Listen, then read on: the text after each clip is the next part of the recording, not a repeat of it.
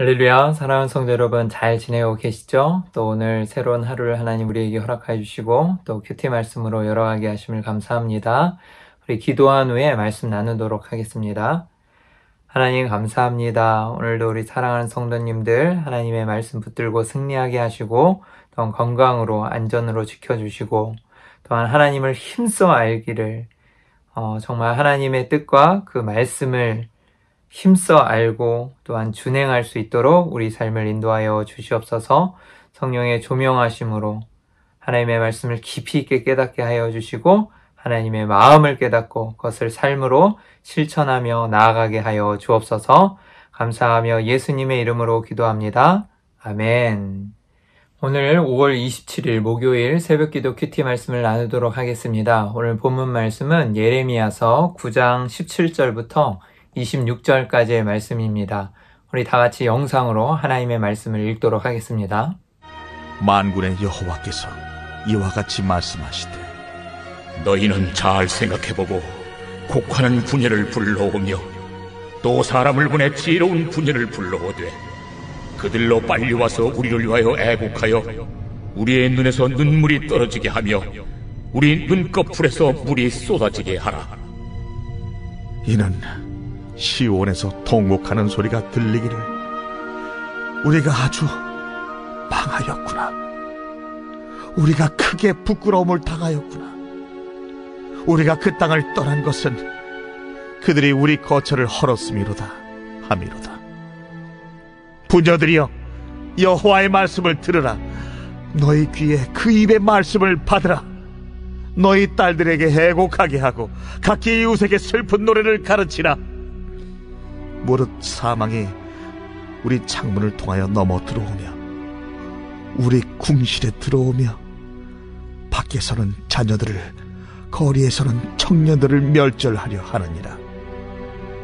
너는 이같이 말하라. 여호와의 말씀에 사람의 시체가 분토같이 들에 떨어질 것이며 추수하는 자의 뒤에 버려져 거두지 못한 곡식단같이 되리라. 지혜로운 자는 그의 지혜를 자랑하지 말라. 용사는 그의 용맹을 자랑하지 말라. 부자는 그의 부함을 자랑하지 말라. 자랑하는 자는 이것으로 자랑할지니 곧 명철하여 나를 아는 것과 나 여호와는 사랑과 정의와 공의를 땅에 행하는 자인 줄 깨닫는 것이라. 나는 이 일을 기뻐하노라. 여호와의 말씀이니라. 보라, 날이 이르면 할례받은 자와 할례받지 못한 자를 내가 다 벌하리니 곧 애굽과 유다와 에돔과 암몬 자손과 모압과 및 광야에 살면서 살적을 깎은 자들에게라. 무릇 모든 민족은 할례를 받지 못하였고 이스라엘은 마음의 할례를 받지 못하였느니라 하셨느니라. 사랑하는 성도 여러분, 이제 이스라엘 백성들의 그 완악함과 죄악으로 인하여서 하나님의 심판이 이르게 되었고, 그리고 이제 이 예루살렘의 멸망과 그리고 남유다 백성들이 바벨론에 의하여서 점령당하고 포로로 끌려가는 것을 이제 막을 수 없는 상황이 되었습니다. 이제 피할 수 없는 상황이 되었고 그것은 사실이 되었죠. 그리고 이 시온의 딸이라고 표현하는 이 유다 백성들, 시온의 딸들이 이제 할 수 있는 일은 무엇일까요? 그들에게는 뭐 할 수 있는 일이 없겠죠? 그리고 그저 슬퍼하고 애곡할 수밖에 없었을 것입니다. 자신들에게 닥치는 그 심판 앞에서 정말 슬퍼하면서 올 수밖에 없었겠죠? 그래서 그러한 이제 심정을 오늘 본문에서 죽음과 애도라는 이 생생한 이미지를 통하여서 심판이 필연적인 것이고 또 이스라엘 백성들, 남유다 백성들에게 이르렀음을 이제 우리에게 이 성경 말씀을 통하여서 일깨워주고 있습니다. 오늘 17절 말씀부터 한번 살펴보면요. 만군의 여호와께서 이와 같이 말씀하시되 너희는 잘 생각해보고 곡하는 부녀를 불러오고 또 사람을 보내 지혜로운 부녀를 불러오되, 곡하는 부녀를 불러오라 라는 표현을 씁니다. 이 곡하는 부녀라고 표현하는 이 여인은요, 고대 근동에서 초상이나 재앙이 발생했을 때 직업적으로 애도하던 여인을 일컫는다라고 나와 있습니다. 다시 말씀드리면 슬픈 일이 있고 이제 초상을 당하거나 뭐 상을 당해서 애곡할 일이 있잖아요. 그러면 그러한 여인들을 초청해서 같이 울어주고 그렇게 곡을 하도록 하는 여인을 말합니다. 그런데 이 여인을 불러오라고 하나님께서는 말씀하고 계시는 거예요. 왜 그럴까요?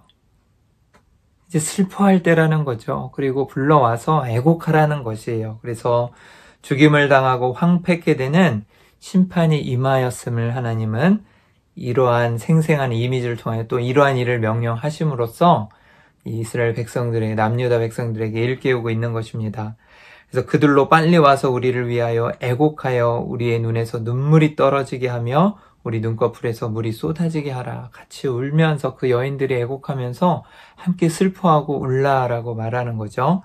그리고 이는 시온에서 통곡하는 소리가 들리기를 우리가 아주 망하였구나. 우리가 크게 부끄러움을 당하였구나. 우리가 그 땅을 떠난 것은 그들이 우리 거처를 헐었음이로다 함이로다.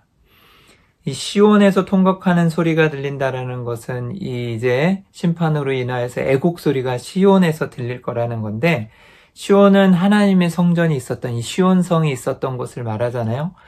근데 이스라엘 백성들은 이 신성 불가침 사상이 있었습니다. 그래서 하나님이 계신 성전은 절대 침공당하지 않고 멸망하지 않을 것이라는 그런 생각이 있었죠.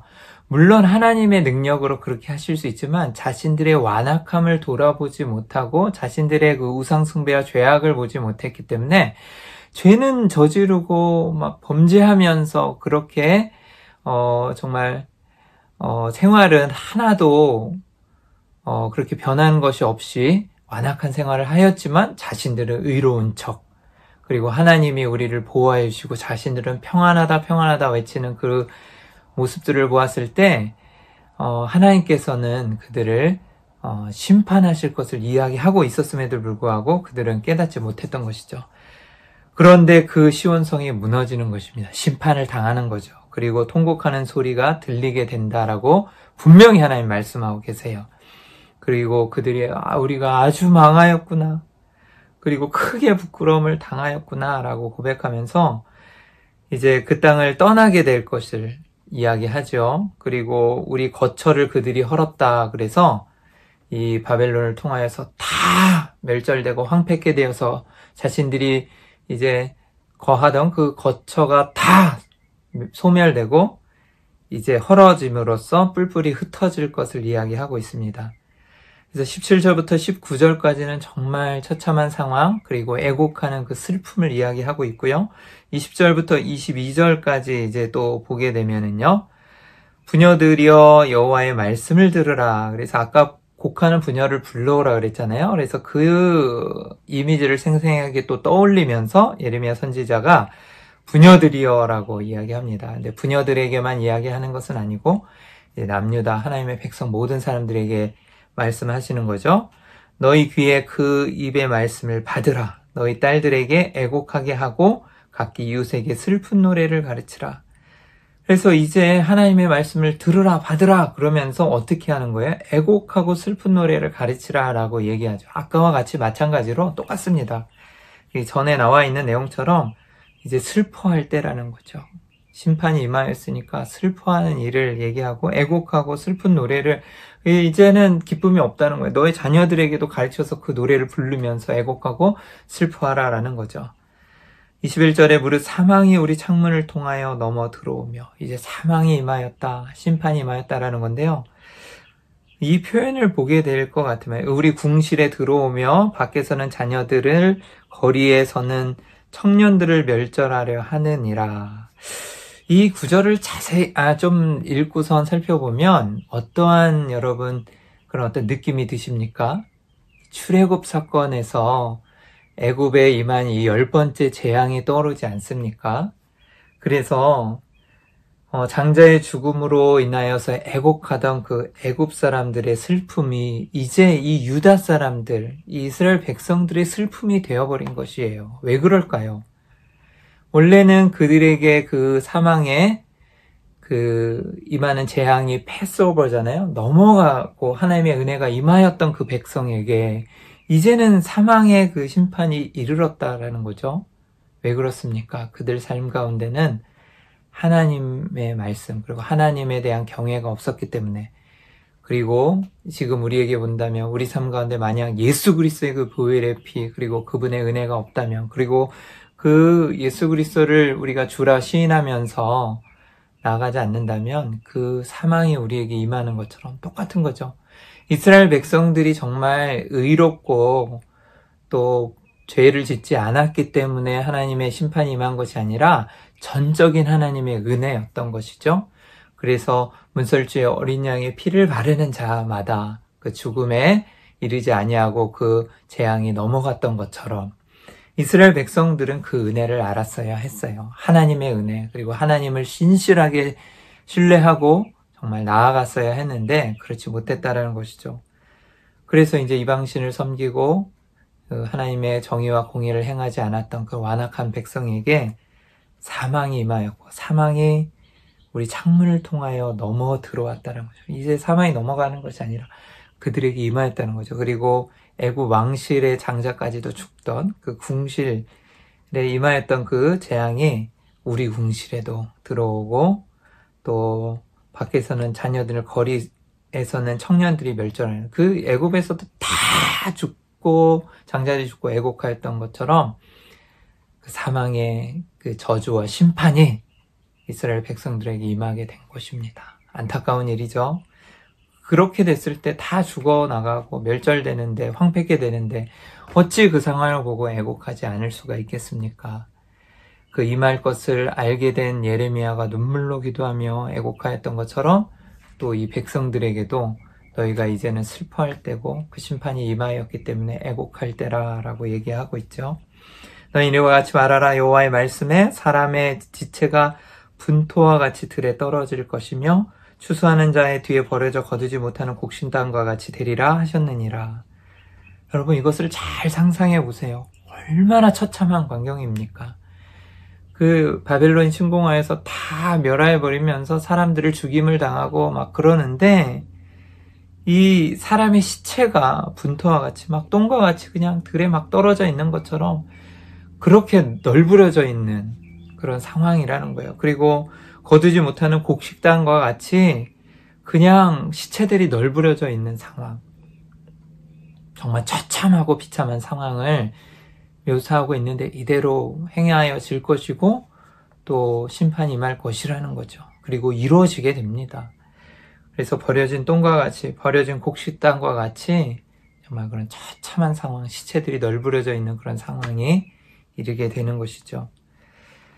하나님의 진노이기도 하지만 참으로 어리석은 것이 하나님을 떠나서 하나님을 배반하고 우상을 숭배한 결과가 이와 같이 처참하다라는 것이죠.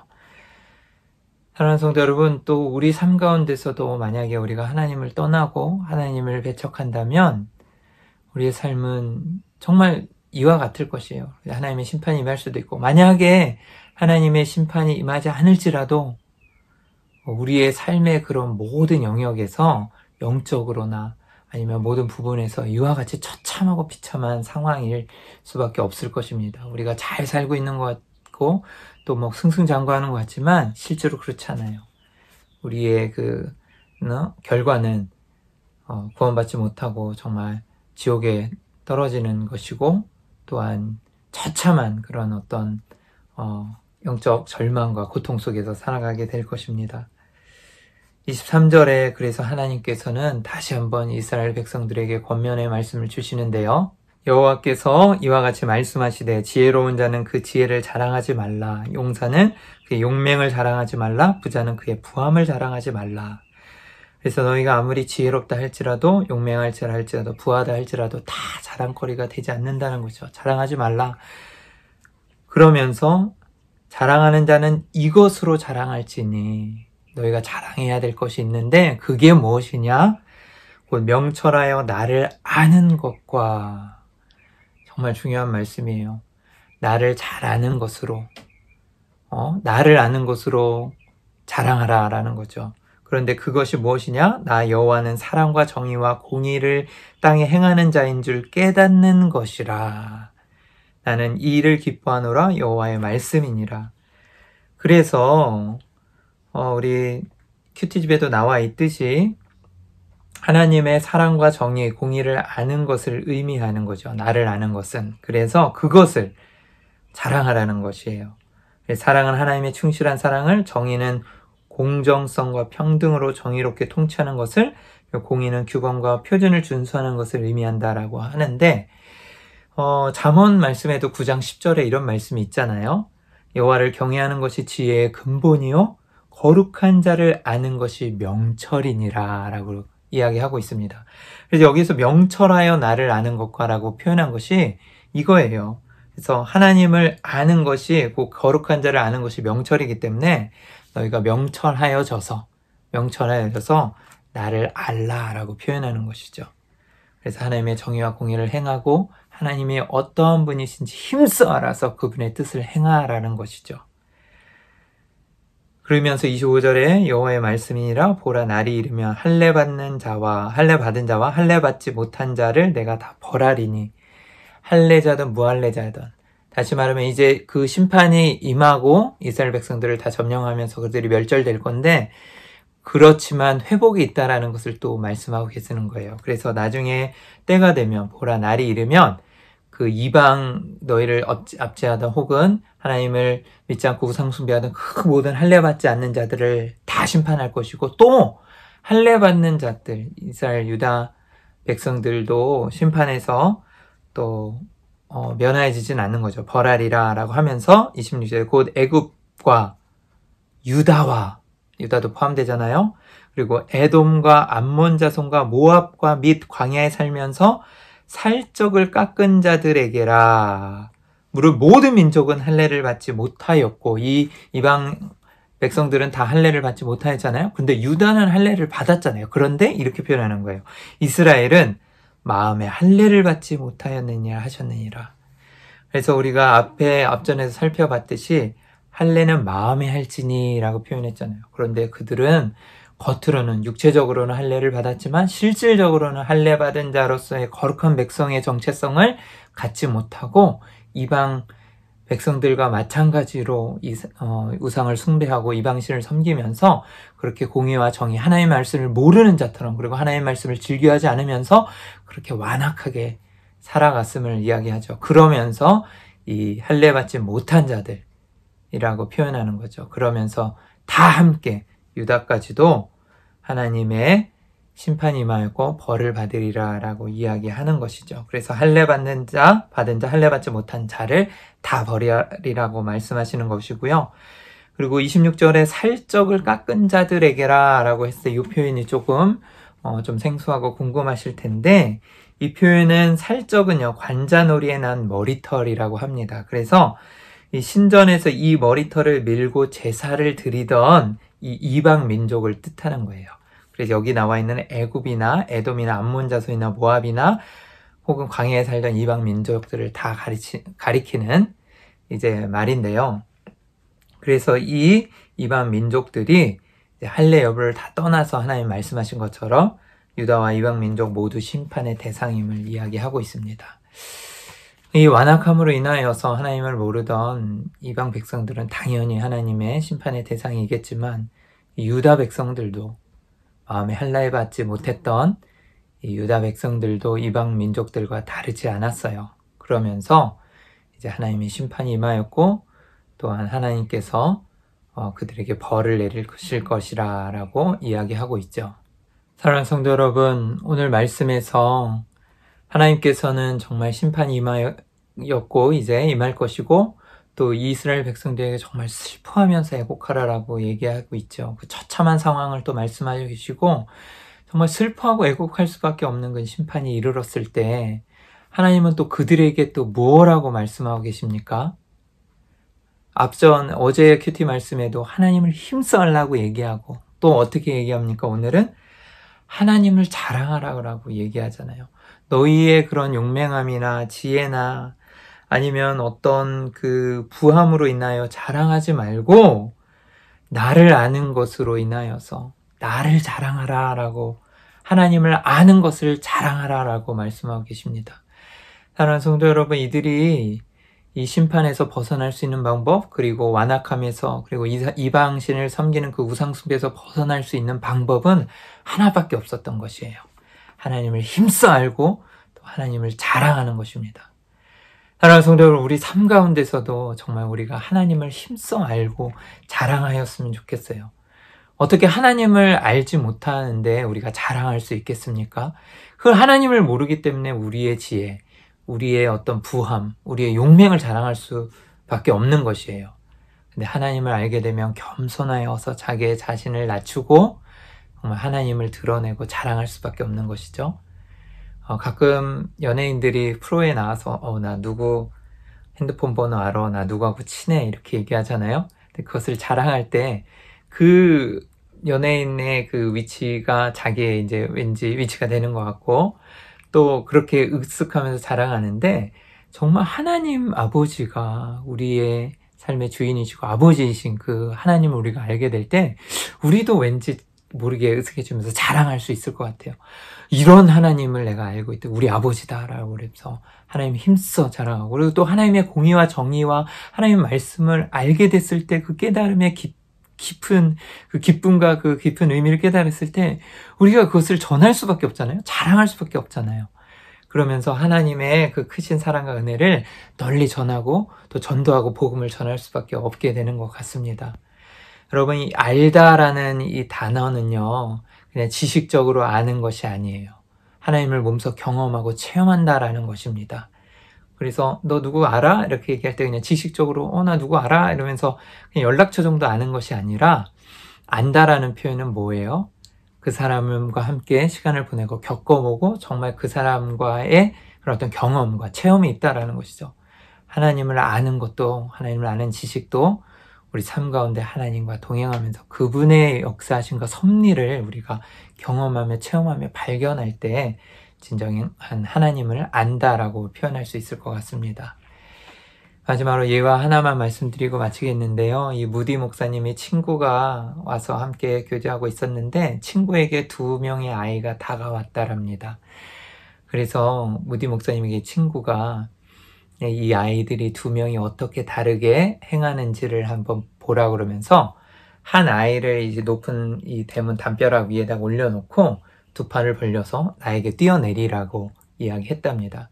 근데 그 한 아이는 망설임 없이 주저함 없이 바로 뛰어내리면서 그 친구의 품 안에 와락 안겼다는 거예요. 근데 그 옆에 있는 아이를 다시 올려놓고 나를 믿고 2 팔을 벌면서 내가 잡아줄 테니까 나에게 뛰어내려라 그랬더니 머뭇거리면서 너무 두려워하면서 나는 도저히 할 수가 없겠다고 내려달라고 했답니다. 그래서 그 아이를 내려놓고 이제 그 친구가 무디 목사님에게 이야기할 때 이 2 아이의 차이점을 알겠느냐라고 이야기하니까 무엇이냐고 물어봤더니 그 친구가 말하기를 첫 번째 나의 품으로 와락 안긴 아이는 나의 아들이라 라고 얘기하는 거죠. 근데 그 옆에 있는 아이는 그 아들의 친구였을 뿐이에요. 왜 그러냐면 평소에 그 아이는 아빠를 신뢰하고 믿고 수도 없이 그 품에 안겨봤을 것이에요. 하나님을 아는 것처럼 그 아버지를 정말 알았던 것이죠. 체험이 있었다라는 것이에요. 사랑하는 성도 여러분, 이와 같이 하나님을 알고 정말 믿고 신뢰하고 그렇게 많은 체험을 있었을 때 그 과감한 그런 몸을 던지는 행동을 할 수 있는 아들처럼 우리도 하나님과의 그 신실한 교제 가운데 정말 하나님이 나의 아버지 되시고 하나님을 힘써 알고, 그리고 또 하나님의 말씀을 지키고, 또 평소에 보아오는 아버지가 너무나 그 공의와 정의를 행하고 실천하면서 어떤 아버지인지를 알았을 때 자녀된 모습은 어떻겠습니까? 부모님의 본을 따라서 나아갈 수 있는 것 아니겠습니까? 사랑하는 성도 여러분, 많은 의미가 있을 텐데요. 우리도 하나님을 힘써 알고 또 하나님을 자랑하고, 또 우리도 자녀들에게 신앙의 본이 되는 부모가 되어서 자녀들도 우리를 따라 본을 따라 나아가고 정의와 공의를 지키면서 또 부모님의 그 신앙을 자랑하는 그런 아이들로 키웠으면 합니다. 오늘 하루도 승리하시고 온전히 하나님께서 우리에게 함께 동행하여 주시고 아버지 되심을 깨달으면서 또한 하나님을 자랑하는 오늘 하루가 되시기를 주님의 이름으로 축복합니다.